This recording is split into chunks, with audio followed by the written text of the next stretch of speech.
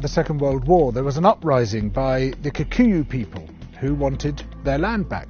The Kikuyu were herded into concentration camps and fortified villages, almost the entire population of over 1 million people. People were systematically tortured to death. They invented a new kind of pliers whose purpose was first to crush men's testicles and then to cut them off.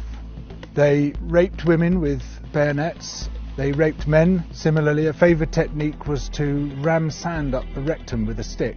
Sometimes they were rolled up in barbed wire and kicked around the compound until they bled to death. Some of the British soldiers boasted about this. This is within living memory. The Colonial Secretary lied about it. The papers documenting it were burnt.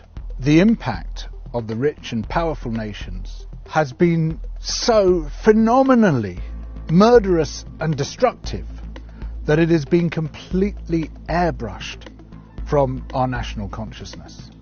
In order to justify the land-grabbing colonial projects, you had to create an ideology. We, the Europeans or the Americans, have come to rescue the rest of the world from its depravity and backwardness.